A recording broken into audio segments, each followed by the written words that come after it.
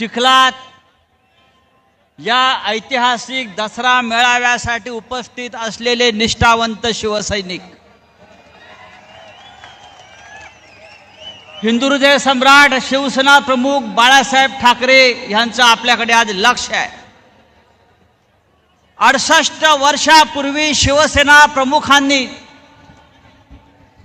जी ठिणगी टाकली शिवसेनेची, त्याचा हा पेटलेला वणवा मुसळधार पावसात सुद्धा विझू शकत नाही,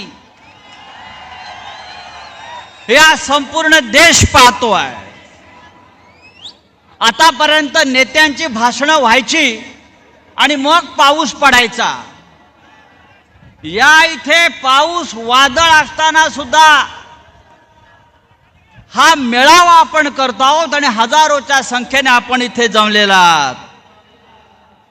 हे शिवतीर्थ आहे आणि हे शिवतीर्थ फक्त आपल्या शिवसेनेचं आहे।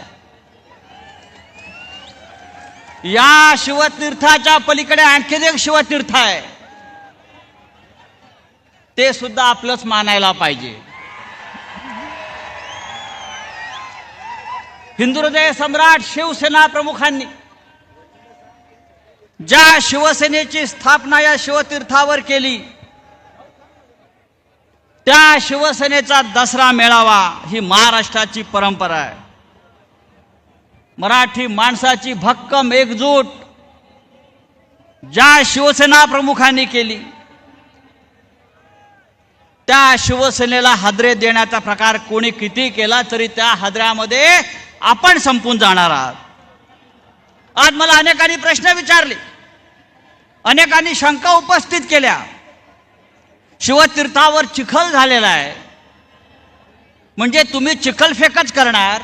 मी म्हटलं होय, गद्दारांवर चिखलफेकच करणार, त्यांची तीच लायकी आहे।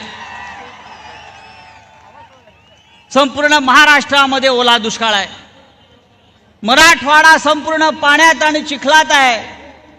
8-8 दिवस शेतकरी चिखलात आहे।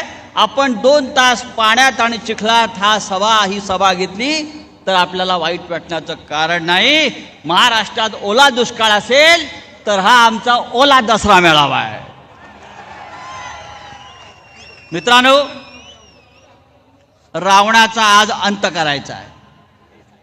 नेहमी रावणाचं दहन होतं, आता या पावसामध्ये रावणाचं दहन कसं करायचं? रावणाला जाळायचं की रावणाला बुडवायचा, हा विचार करावा लागेल। या मुंबईमध्ये पाऊस आहे, या मुंबईमध्ये रावणाला बुडवायचा आणि दिल्लीतल्या रावणाला जाळायचा। माननीय उद्धव साहेबांनी शस्त्रपूजा केलेली आहे। शस्त्रपूजा करण्याचा अधिकार हा माननीय हिंदुहृदय सम्राट बाळासाहेब ठाकरे यांच्या शिवसेनेचा आहे। मला विचारलं, गद्दारांच्या मेळाव्यामध्ये ते काय पूजणार? मी म्हणलं, त्यांना शस्त्रपूजा करण्याचा अधिकार असू शकत नाही, मग ते काय पूजणार? मला सांगण्यात आलं त्यांच्याकडून, त्यांनी दिल्लीतून अमित शहाचे जोडे आणलेले आहेत। त्यांनी दिल्लीतून अमित शहाच्या चपला आणलेल्या आहेत, जोडे आणलेले आहेत, ते त्यांच्या व्यासपीठावर आहेत आणि त्यांचं पूजन ते करणार आहेत।